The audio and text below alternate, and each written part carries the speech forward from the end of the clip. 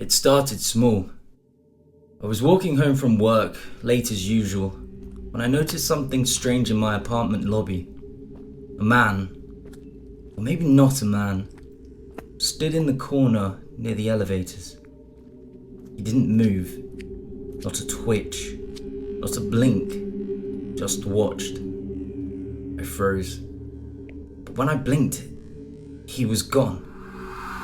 I told myself it was nothing, a trick of the light. Shadows play games sometimes.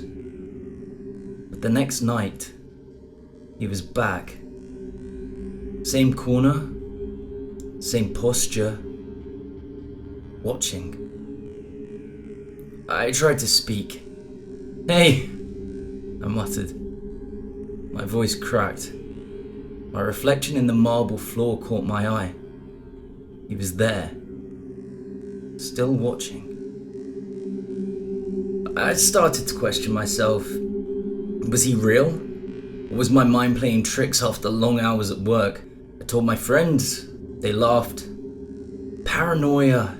You're tired," they said. I checked the lobby cameras.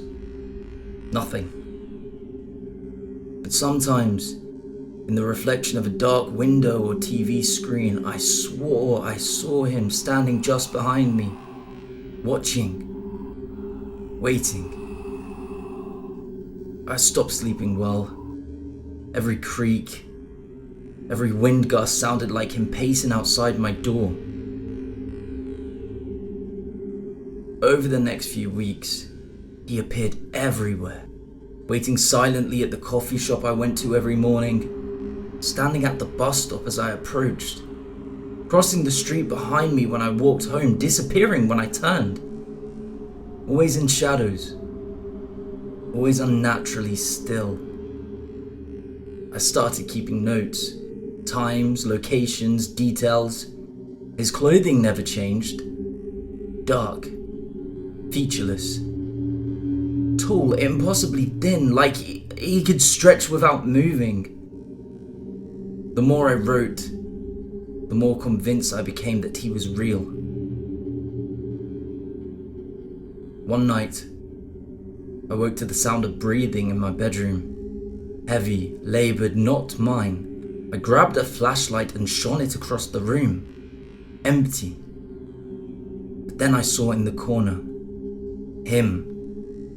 His face was blurred, like ink in water, but the eyes, I could feel them drilling into my skull.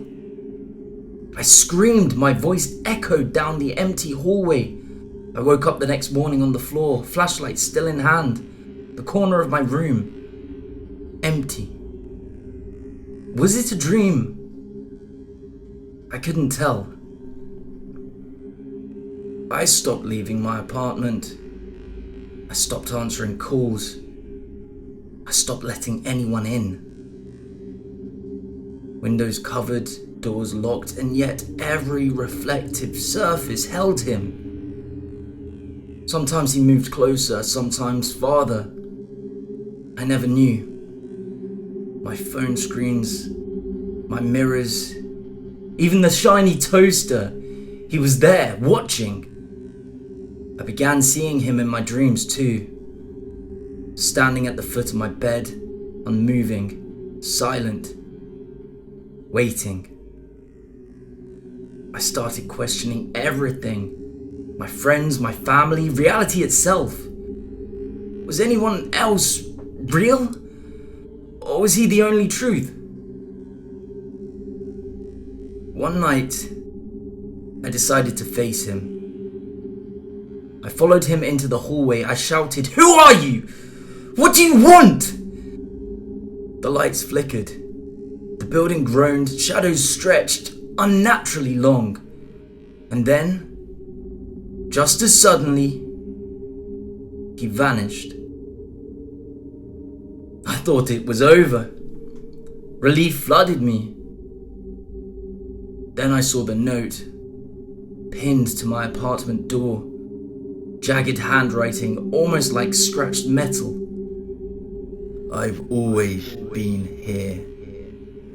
My hands shook, my heart pounded, my own reflection in the peephole seemed to smirk back at me. Days turned into weeks. I barely left my apartment. I stopped eating. I could hear him in every empty room, in every hallway, sometimes standing silently just beyond my vision. I began whispering to myself, trying to convince myself it wasn't real. But then the whispers started answering. Yes, it is. Sometimes I look in the mirror and see him smiling, head tilted unnaturally, just behind me. And when I spun around, nothing. I started noticing impossible things. Shadows that didn't exist. Footsteps behind me even when I was alone. Objects that moved slightly even when I wasn't looking. It wasn't just stalking. It was waiting. Patient. Eternal. I couldn't take it anymore. I tried leaving. Packed a bag, ran to a friend's house, felt safe, free. Until I looked into the bathroom mirror. He was there. Closer than ever. Not blurry now. Featureless. Pale, towering, and he smiled. And then, in a whisper that crawled inside my skull, "You can't escape. I've always been here. Always watching." I screamed. I ran. I don't even know how I got back home.